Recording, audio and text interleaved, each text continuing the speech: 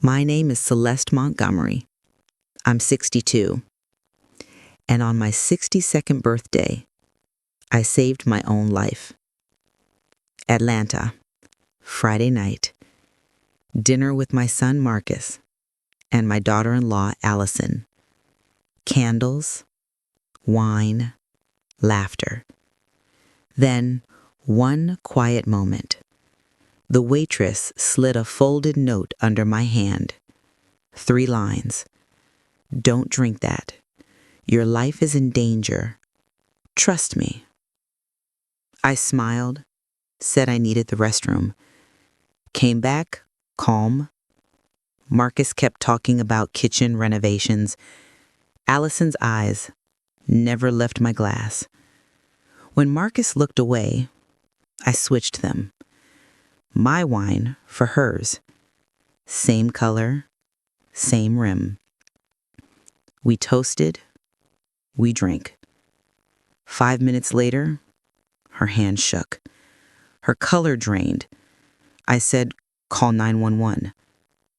That same waitress, Jada, reappeared, steady as a lighthouse. At the hospital, the doctor said one word, digoxin, a heart medication, in the wrong dose, a poison. And Jada told us something that froze the room. She'd seen Allison before, in another case, another woman, same symptoms, same ending. That night, my birthday became a criminal investigation. And I learned this truth. The body always knows before the mind agrees. Stay with me, because in the next few minutes, you'll find out who poured it and why. It was a Friday night in Atlanta, the kind that makes neighborhoods feel like they're breathing, porch lights glowing on bungalow porches, the air heavy with summer, the city humming. My son Marcus had chosen Giovanni's Trattoria for my birthday dinner because he knew it was my favorite. The place was familiar. Honey-colored wood tables laid with white cloths, baskets of crusty bread, the garlic and basil perfume that hangs around your shoulders like a shawl. The owner, Giovanni himself, had a habit of greeting regulars by name as he drifted from table to table, one hand on his heart, the other sketching warmth through the air. "Mom, you look radiant tonight," Marcus said, leaning over to kiss my cheek as we sat. He'd shaved.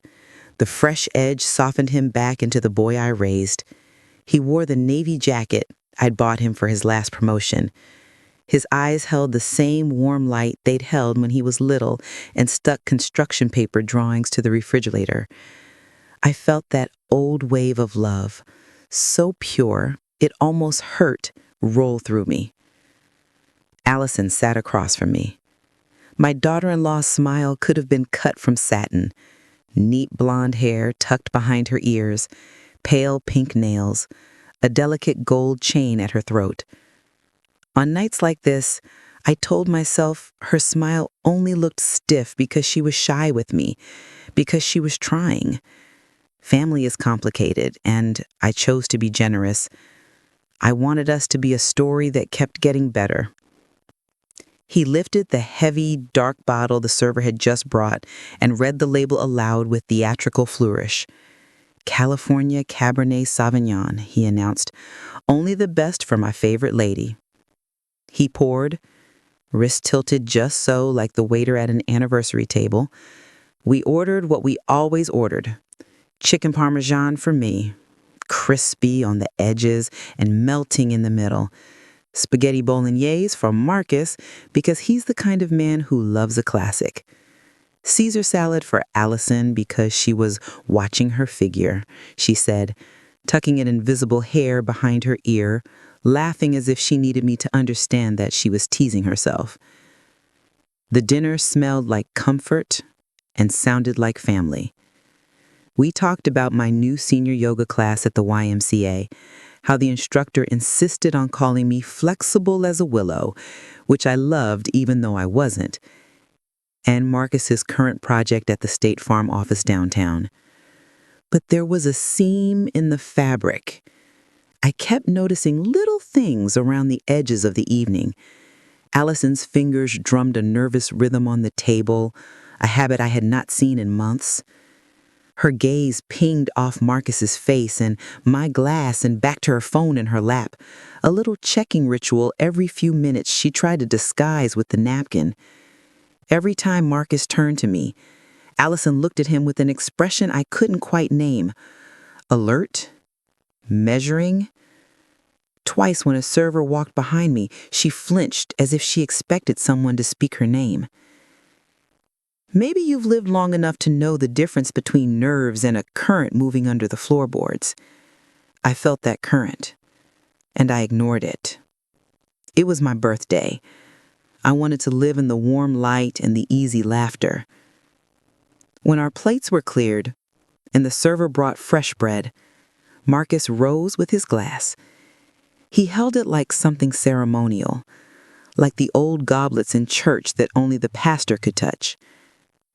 To Mom, he said, voice thickening at the edges, for being the strongest woman I know, for raising me on love when grief tried to eat our house after Dad passed, for showing me that resilience isn't a word, it's a person. He turned toward me and his eyes shone with the kind of love that unspools your heart like ribbon. If I could stop time, I would have stopped it there. Allison lifted her glass. "To Celeste," she said, and her voice wavered just enough to make me look harder at her face, "for being a very special mother-in-law." There was the faintest hiccup before the word special. I filed it away without knowing I'd need it later. I raised my glass, the Cabernet catching the amber light like a small ruby, and that is when the waitress slipped into our orbit and changed the direction of my life. She moved like she belonged in a restaurant, efficient and invisible, a brown ponytail, a black apron, a notepad tucked in the pocket. She approached as if to wipe the table's edge, and in the sweep of her palm, she slid the folded square of paper to the right of my plate. It was nothing, and it was everything. Our eyes met for the briefest second. Her look wasn't a look people give strangers. It was a look people give family, urgent and tender, with the specific intensity of someone who needs you to trust them right now. My first thought was birthday note. My second thought, my body's thought, was danger. I didn't pick it up right then. I let it sit in the shelter of my hand as if it were a napkin corner. When she drifted away to another table, I eased the paper into my lap under the tablecloth and slid a fingernail under the fold. "Don't drink that. Your life is in danger. Trust me." I felt the world tilt. Sound thinned. The clink of silverware and the cotton murmur of other people's conversations receded as if I were standing behind a glass wall. The wine in my glass, the same wine we'd been sipping all evening, suddenly looked less like a drink and more like a small, dark lake with no bottom. "Excuse me," I heard myself say. "I'm just going to run to the restroom." My voice sounded normal. My legs did not feel normal. I tucked the note into my pocket, trying to slide my chair back without scraping. The mirror in the restroom threw back a face I recognized and didn't. My own, lit with the kind of pallor that makes you look like you've seen a ghost and realize you are the one being haunted. I read the note again, because part of me hoped the words would reorganize themselves into a prank. They did not. The handwriting was feminine and hurried, but neat, the kind of script you keep because lives depend on whether you write legibly. Trust me. When I returned to the table, I sat with the stillness I had learned in the years after my husband's diagnosis, the stillness of watching and waiting for what comes next, the stillness you wear like armor when your life is changing and you can't let anyone see the crack. Marcus didn't notice anything. He was waving for more bread, telling a story about office renovations. Allison noticed me. Or she noticed my glass. Her eyes flicked between the two like a metronome. Anxiety pooled on her upper lip, not a sheen, a bead. That was when I decided. It wasn't so much as a decision that rose up from the animal part of me that knows about survival. When Marcus turned away, I switched my glass with Allison's. The motion was quick and clean, my fingers steady with the kind of steadiness you only get when your life is at stake. Same deep red, same little crescent of light on the rim. If anyone saw, it would have looked like nothing at all. Finally, I said, trying to make my voice hit the note of playful, a proper toast to this beautiful family moment. I lifted the glass that was now mine and looked at my son. He smiled, that warm, uncomplicated smile that belongs to the boy he once was, and raised his own. Allison raised hers too, without looking closely, without seeing. I watched her. We drank. The wine tasted like what it was, smooth and dark, a little berry, a little leather, a lot of ritual. I wasn't tasting the wine so much as tasting the moment, the way Allison's hand trembled a fraction, the way she set her glass down a shade too carefully, the way she suddenly avoided my eyes as if mine were too bright. Nothing happened at first. We kept talking. The restaurant kept breathing around us. Marcus told me how he wanted to redo the kitchen. White cabinets, a farmhouse sink, a window over the stove so he could see the backyard while he cooked. I told him about the petite tomatoes I was growing on my apartment balcony, how their vines climbed the trellis and set tiny stars of yellow flowers. He laughed and asked me if I'd finally join him for pickleball, which I promised to consider as long as he promised not to let me break a hip. Allison's smile was back on her face, like a sticker that never quite adheres to the edges. Then, within minutes, the edges of her sticker smile curled. She pressed her hand to her sternum like she was adjusting a necklace that wasn't there. "I feel a little funny," she murmured, not quite to us. "Are you okay?" Marcus leaned in, alarm rippling across his features. "Probably something I ate earlier," she said, fingers now tightening against the table. "I'm fine." Fine is a word people use to keep the world at bay. It lasted 10 seconds.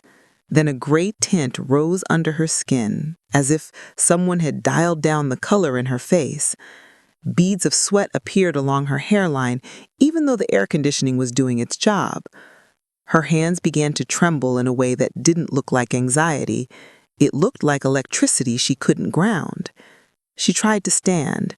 Her knees buckled, and she sat back down hard, breath coming quick, eyes skittering like birds. "Call 911, I heard myself say, very calm. My mouth and my mind were separate things. Panic flew through the room, one table at a time, a flock of birds breaking from a tree. The waiter was already running for the manager. Marcus had his phone in his hand, voice tight as wire. "My wife is having... something's wrong. Yes, Giovanni's trattoria. Heart, maybe. Sweating, dizzy. Please hurry." The waitress who had given me the note had reappeared, steady as a lighthouse, one hand hovering an inch from Allison's shoulder, not touching. Her eyes found mine. I nodded. I don't know what message I sent with that nod, but she seemed to understand. I know, and thank you, and everything, all at once. The sirens that arrived 5 minutes later were the loneliest sound I have ever heard. The paramedics took over with the swift mercy of people who save lives for a living. They lifted Allison onto the stretcher. Marcus climbed into the ambulance as if the doors were closing on him and he would not let them. I went with them. the waitress's note still balled in my fist like a talisman, like proof. On the ride to St. Jude Medical Center, Atlanta blurred into light and shadow outside the rear windows. The paramedic across from me asked a series of questions, his voice low and even. Had Allison eaten anything unusual? Any known allergies? Any medications? I answered as best I could. I did not say what I was thinking, that I had switched our glasses, that I was the one who was supposed to be on this stretcher, eyes glassy, skin gray. The ER was all angles and glare, the antiseptic smell that scrubs your sinuses, the squeak of sneakers on polished floors, the hum of machines too important to look ordinary. They took Allison through swinging doors. They sat us in chairs designed, I've decided, to be just comfortable enough that you don't bolt and just uncomfortable enough that you never forget where you are. Marcus hunched forward with his elbows on his knees and his head in his hands. "I don't understand what happened," he said for the third time, voice raw. "She was fine an hour ago." I didn't answer. I pressed the note into my palm so hard the crease cut my skin. "Don't drink that. Your life is in danger. Trust me." After an hour, after 3 it felt like, a young emergency physician with a trimmed beard and a badge that read Dr. Kwan approached us. He sat, which made my stomach drop in a way sitting people always make your stomach drop in hospitals. "Are you Allison Whitlock's family?" "I'm her husband," Marcus said, straightening. "This is my mother." The doctor folded his hands on his knees. "Your wife is stable for the moment. We've given her medications to support her heart and blood pressure. We ran preliminary blood work." He paused, looking for a place to put his next sentence. "The results show very high levels of digoxin." Marcus frowned. "What is that?" "Digoxin is a heart medication," he said gently. "In therapeutic doses, it can help certain heart conditions. In high doses, it is toxic, sometimes lethal." The air went thin. "Are you saying someone poisoned her?"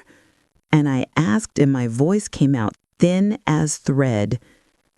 "I can't make a legal determination," he replied, "but I can tell you that the concentration we're seeing would not be accidental. Digoxin can be dissolved into liquids. We also detected alcohol, which can complicate the clinical picture. We're contacting the police as required. We also need to draw blood from both of you to rule out any exposure." I closed my eyes for a second. Then I reached into my pocket and handed him the folded paper. He read it, and something grave slid into place in his face. He nodded once, and that one nod felt like someone laying a hand on my back so I wouldn't fall. When he left, I told Marcus everything. The waitress, the note, my choice, the swap, the toast, the watching. As I spoke, I watched the color drain from my son's face, watched his breath change, watched a man who loves me try to assemble a new reality with the parts he had. "It can't be," he said. "Are you saying someone tried to poison you?" "That's exactly what I'm saying." I wasn't shaking, but I felt like my body was humming. "Mom, no. Allison, she would never." "She would, because I already knew it in my bones, because my body had known it the minute I read those 3 words. The note wasn't a prank." A nurse came to draw our blood. She was efficient in the way that makes you want to cry, because efficiency is its own kind of kindness in places like that. When she was done, she said, "The police are on their way. The doctor will update you as soon as he can." We sat. I thought about the last few months, the occasional dizziness I'd chalked up to summer heat, the little fatigue that had settled on me like a thin blanket, the days when I lost a word and blamed it on age and busy schedules. I thought about the cups of tea Allison had brought me, her new habit of checking on me, a sweetness I had accepted as kindness. Your mind, when it's under siege, is a place where you cannot trust the furniture. Everything looks normal, and then you try to sit down. When the doctor returned, he was flanked by a middle-aged woman with gray threaded through her dark hair, a plain blazer, and eyes that had learned to see through the fog people blow to confuse the world. She introduced herself as Detective Lieutenant Angela Lee with the Atlanta Police Department. The doctor spoke first. We ran extended tests. Mrs. Whitlock's blood shows severe digoxin toxicity consistent with acute ingestion. He hesitated. We also ran a screen on you, Mrs. Montgomery, as a precaution. His gaze met mine. You have very low trace levels of cardiac medications in your system that you are not prescribed. Not enough to make you acutely ill tonight. Enough, if ingested chronically over time, to cause symptoms like fatigue, dizziness, confusion. We need to run a confirmatory panel. Detective Lee took out a notebook. A detective's notebook is like a black box on a plane. It holds the story after the crash. Mrs. Montgomery, she said, have you experienced symptoms in the last months that you might have dismissed as age or stress? I told her. The tiredness, the foggy days, the forgetfulness that felt foreign, the tea on Wednesdays, the soup on a day I could not forget. 2 months earlier, Allison had stopped by with too much homemade soup, insisting we share lunch. It tasted fine. Afterward, I had felt unmoored, like I was reaching for door frames as I moved through my house. Allison had told Marcus I was confused, that I had repeated the same story twice. Marcus took me to my doctor the next day. By then I felt better. The doctor said it was probably a virus. It was easier then to believe in viruses than in malice that wears your daughter-in-law's smile. Detective Lee kept her voice even. Who has had regular access to your food and drink in the last 6 months? My home health aide comes once a week to help with heavy chores. I said, my sister visits when she can, but she lives in Portland. Mostly it's been me and Allison. Saying her name in that sentence tasted like iron. The detective nodded as if she had been expecting the answer. We'll need to speak to your son privately and to Mrs. Whitlock when she's medically able. We'll arrange to collect any medications and food items from your residence. We'll also need to talk to the restaurant staff. The door opened, and the waitress who had given me the note stepped in. She didn't look like a hero. She looked like a young woman in a black apron who had decided her fear was less important than a stranger's life. This is Miss Jada Reynolds, she said. She reached out to us as soon as she called 911. Jada stood with her hands folded. Up close, I saw the way her knuckles were whitened, as if she were trying to keep her fingers from shaking now that the emergency had shifted into aftermath. I'm a nursing student, she said quietly. I work here nights, and I recognized your daughter-in-law. Marcus's head snapped up. Recognized? From where? From an assisted living facility where my grandmother died, Jada said steadily. Steadily with the discipline of someone who has practiced the truth until it doesn't break her in half to say it. 2 years ago. Her name was Eleanor Washington. Allison worked under her maiden name then, Allison Peters. She was a CNA. After my grandmother fell at a grocery store and fractured her wrist, Allison started visiting, bringing food, helping with groceries. She was very convincing. She told us my grandmother seemed confused, forgetful. She showed us articles about early dementia. Within months, my grandmother was in a memory care facility called Serenity Pines. Allison visited with vitamins the staff said were prescribed. 6 months later, my grandmother died of sudden heart failure. She'd had no history of heart disease. Jada swallowed. No one looked deeper. I was young and grieving, but I never forgot Allison's face. When I saw her at Giovanni's tonight, the way she watched your glass, I watched her. I saw her move her hand toward your drink while you were laughing with your son. I couldn't prove it, but I couldn't do nothing. So I wrote the note. I felt something like a sob and something like a prayer move through my body at the same time. I reached for Jada's hand. You saved my life. She shook her head, eyes shining. I couldn't save my grandmother's life. I wasn't going to lose someone else. Detective Lee spoke softly, as if inviting a truth to walk into the room. Miss Reynolds, will you provide a formal statement? Yes, Jada said. Whatever you need. Marcus moved to the window. He stood with his palm pressed to the glass, a man trying to balance love, denial, and the bitter taste of reality. When he turned back, his face was the face of someone who has just seen a map of his life with a road he didn't know existed, one that runs directly through his house. Mom, he said quietly, there's something I need to tell you. Allison started telling me months ago that she was worried about you, that you seemed confused sometimes, that maybe we should think about care plans. She mentioned she pushed power of attorney. She said it was wise, responsible. She was relentless, and He broke, then collected himself like a man building a bridge while he walks across it. 2 weeks ago, I let her put papers in front of you. You signed them. You were groggy. I told myself you were just tired. I told myself I was doing the right thing.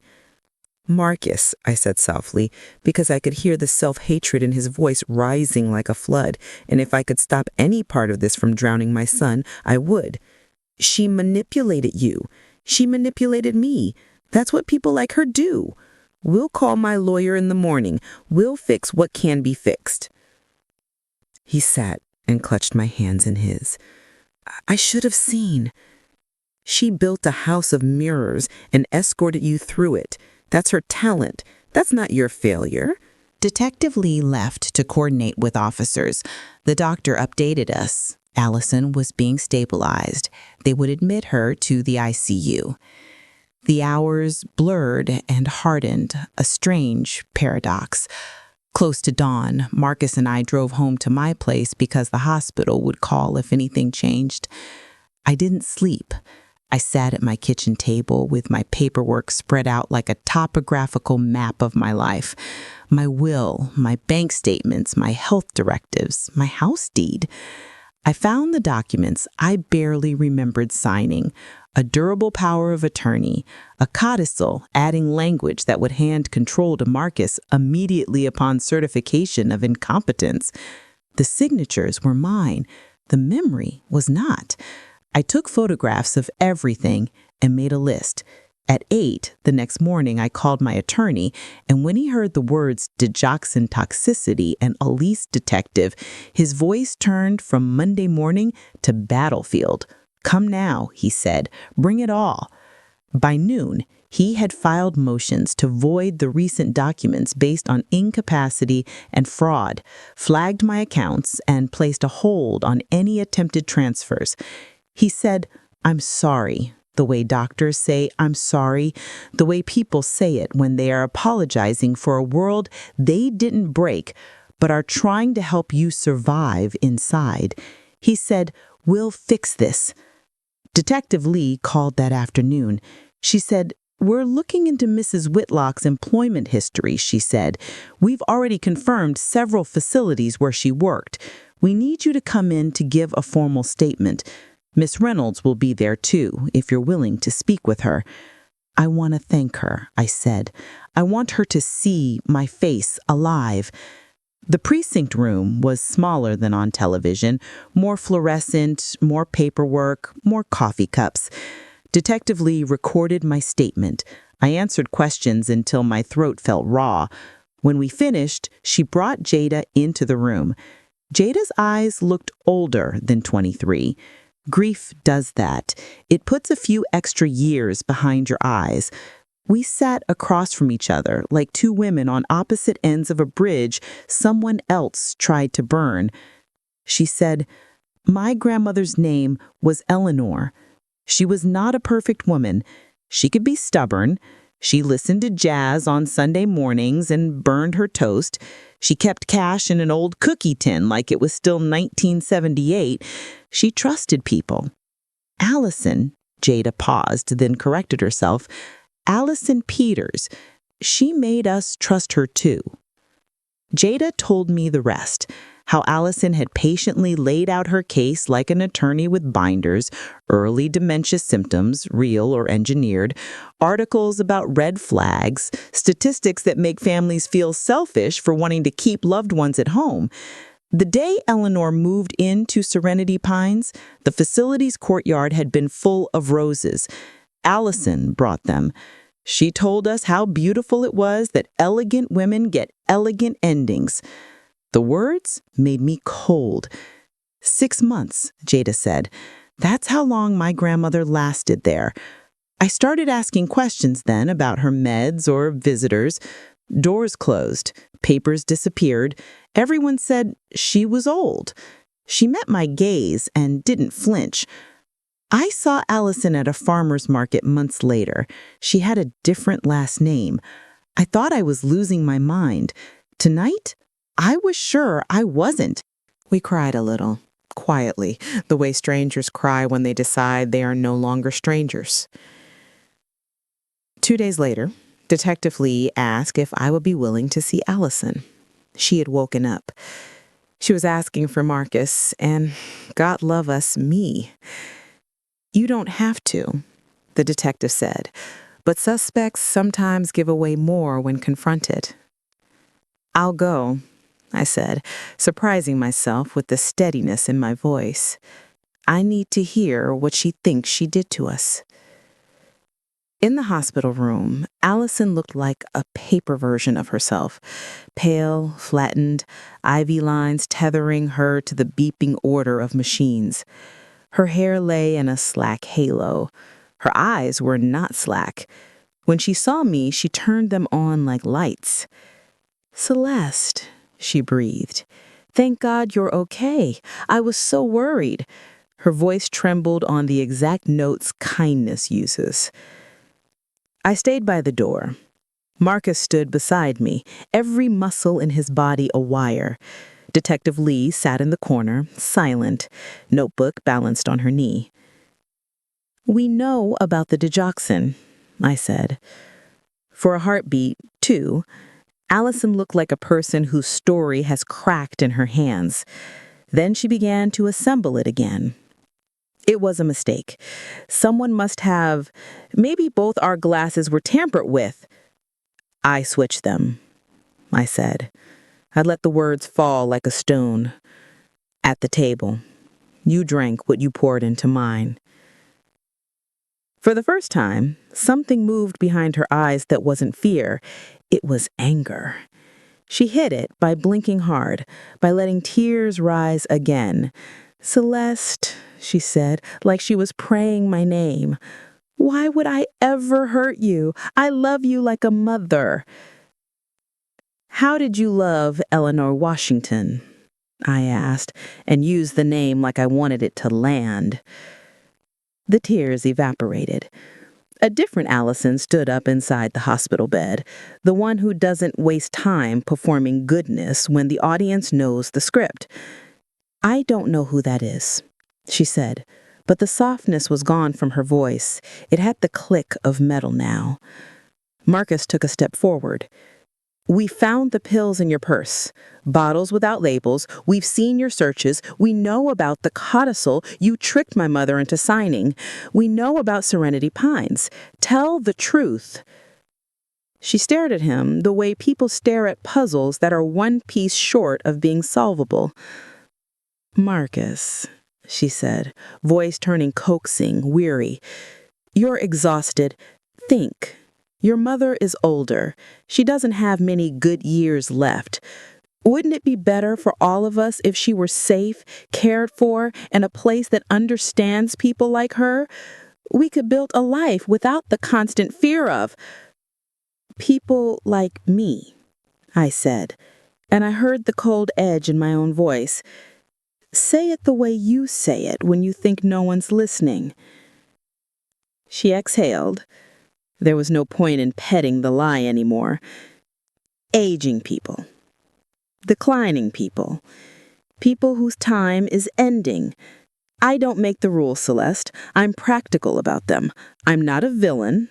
I'm a solution. Detective Lee's pen didn't stop moving. Mrs. Whitlock, she said, tone calm enough to be a bridge between a suspect and a courtroom. Are you telling us that you intentionally administered toxic substances to Eleanor Washington and attempted to administer them to Mrs. Montgomery? I'm saying that I understand endings better than you do. I gave people grace on the way out. No one thanks you for it, but it's better than rotting in a facility with a call bell no one answers. So you decide, I said. My hands were steady. When a person's story is over, I help it end well, she said, unapologetic now. And yes, I make sure the people who are left can live. What exactly did you plan to do with me? Institutionalize me, keep me sedated, spend my money, wait until the world thought it was merciful to let me go. You would have been comfortable, she said, as if that settled matters. You could have had a dignified exit. I wasn't going to let you wander into traffic or burn your house down. You're welcome. Stupid old woman, she added then, a little too fast, the real anger blooming. Marcus lunged, and I caught his sleeve the way a mother catches a boy about to swing at another boy on a playground. No, I said, and he folded back into himself because he is a man who knows where control ends and rage begins. We left. In the hallway, I leaned against the wall and breathed like a runner at the end of a race. How do you feel? Marcus asked. Like I just woke up from a long nightmare, and like I will never sleep that way again. Investigations like to move slowly, even when our hearts want them to sprint. This one moved at the pace of the law and the speed of guilt. Detectives searched our house. They found receipts and bottles, internet searches, and a spreadsheet Allison had created with small, neat boxes that mapped my decline like a project plan. They found records connecting Allison to Serenity Pines. They spoke to families who had watched a similar script play out with other elders, a sudden decline, whispers of dementia, heart failure without warning. We met with my lawyer and shredded the legal trap Allison had set for us. The documents were voided. I updated my will with new safeguards. I added Marcus as executor again, but I also built a wall of protections behind him, periodically reviewed trusts, a second signature required for major transfers, my own psychiatrist's evaluation on file to prevent any incompetence declaration without due process. I learned to understand the paperwork of my own life in a new language. A weary part of me hated that. The practical part of me knew it was the armor I needed. The district attorney's office decided to prosecute. Allison tried to bargain. It turns out even self-anointed angels want lighter sentences when they meet a judge. She gave statements. She thought confession would buy her mercy. Mercy is for the people you try to push out of the world in the quiet. The DA took her admissions and built a case. They didn't accept a deal that felt to them like an insult to the dead. I testified at the trial. For 2 full days, I stood in the witness box under the eyes of 12 people who had left their lives to sit in judgment, and I told them how a folded piece of paper became a life raft. I described the tea, the soup, the fatigue that felt like my personality evaporating. I described the night at Giovanni's, the note under my palm, the choice to switch glasses, and the way the room held its breath. I spoke about love and shame and the specific kind of humiliation that comes when someone tries to take your mind and your dignity and calls it caretaking. Jada testified, voice steady, grief and resolve braided together like a rope. She told them about her grandmother Eleanor, about roses and call bells and vitamins in unlabeled containers. A geriatrician explained what small daily doses of the wrong medications do to an aging body. A forensic toxicologist described digoxin like a language I wished I did not have to learn. Allison sat at the defense table in a blouse the color of pearls. Her lawyers said words like mental illness and personality disorder and mercy. The jury listened, as they should, but evidence has a way of speaking in a voice louder than a defense attorney's closing argument.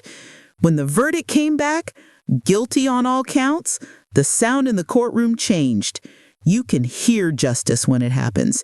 It's not cheering. It's the collective exhale of people who have been bracing for one more betrayal and finally believe the floor will hold. The judge read the sentence, life without the possibility of parole. Allison didn't cry. She stared down the length of the courtroom like it was a hallway she could still charm her way through, as if one more well-worded lie could make the door open. The door did not. After the trial, the work of living resumed. It's strange how life insists on continuing. I couldn't stay in the house where Allison had stirred soup in my kitchen and called it love. Every corner felt contaminated, like a Picasso painting hung 2 inches off center. Impossible to stop noticing. I found a small place near Lake Lanier, a modest house with a porch that looks out over water. In the mornings, I drink coffee while the sun turns the lake to hammered silver. I dug a garden in the backyard and put seeds into the earth with a tenderness I didn't know I had. There is a holiness in watching green push up through brown. Marcus and I went to family therapy. He carried a guilt that was eating him from the inside, the kind that tries to convince you that you were complicit when all you did was believe a person who abused your belief. The therapist asked him, why was it easier to imagine your mother was sick than to imagine your wife was lying? Marcus thought for a long time, and then he said, because if my mother was sick, I could be the hero who took care of her. If my wife was lying, I was the man who brought danger to my mother's door. I cried in the session, softly, because telling the truth out loud hurts as much as it heals. We learned new ways to talk. We built a simple rule. We believe each other first. We agreed that if either of us ever has a gut feeling about a person or a situation, we will pause and listen. It sounds small. It's not. It's 2 people deciding to be each other's floor. Months later, he told me he had met someone new in a support group for family members of crime victims. Her name is Sarah. She is not a magic fix, but she is what decent people are. Consistent, transparent, kind. She respects the boundaries Marcus and I have rebuilt like a house after a hurricane. She brings over apple pie and leaves early when she knows I'm tired. She doesn't mind that sometimes I double-check the stove because trusting yourself again takes practice. Jada finished her nursing degree. We meet for coffee every few weeks, and we talk about everything, but we always circle back to our 2 favorite women, my younger self, who would not drink the wine, and her grandmother, who loved jazz and burned toast and should have had more time. Jada decided to specialize in geriatric care. I helped with some of her tuition. I tell people I did it because she saved my life, but the truth is, I did it because she is the kind of person you water. She grows goodness. I started speaking publicly, libraries, church basements, senior centers, about elder abuse and gaslighting and the 1,000 small ways exploitation wraps itself in the language of compassion. I tell families to look for patterns, the caregiver who isolates, the relative who insists on urgent legal changes, the sudden fog that always follows someone's visits, the narrative of incompetence that arrives before the evidence. I tell them to trust their eyes and their bodies. Bodies know before minds agree. After one talk, a woman my age raised her hand and said, my son-in-law keeps telling me I'm misplacing money. He wants me to put him on my accounts just in case. He says it would take the pressure off. I thought I was overreacting. Now I think I'm not. I told her she wasn't. I told her to call her bank, her attorney, her daughter. I watched her leave with her head held differently, as if she had remembered something she'd forgotten, her own authority. On a quiet Tuesday in late autumn, I found an envelope in my mailbox with no return address. The handwriting on the front was neat and familiar. I knew it would be. I stood in my kitchen and held the weight of it in my palm and decided to open it because I am not a woman who lives in fear of paper. The letter inside was 3 paragraphs and as self-centered as a mirror. The gist was that prison is unpleasant, that Allison felt misunderstood, that she hoped I appreciated the favor she tried to do for me. I laughed, one small, disbelieving sound that sounded a little like a sob, and fed the paper into the fireplace. It curled and blackened. I watched the last ash of her last little attempt to control my story turn to nothing. Today, I woke before the sun. I sat on my porch and watched the lake turn from slate to pewter to silver to light. Peace is not a thing that arrives all at once. It's a thing that comes back in slivers, like the edge of dawn cutting through a dark room. I trust my memory again. I trust my body again. I cook soup and remember every ingredient I put into it. I lock my doors and know I locked them. I sit in church and hear the sermon and know the words will be there for me when I want to recall them. Marcus comes over on Sundays and we cook like we used to when he was 12 and standing on a stool at the stove. He chops onions and I tell him he's cutting them wrong and we laugh. Sometimes we say Allison's name and sometimes we don't. It depends on the day. Some wounds are weather dependent. If you ask me what I learned, I will say this. Kindness is not proof that a person is kind.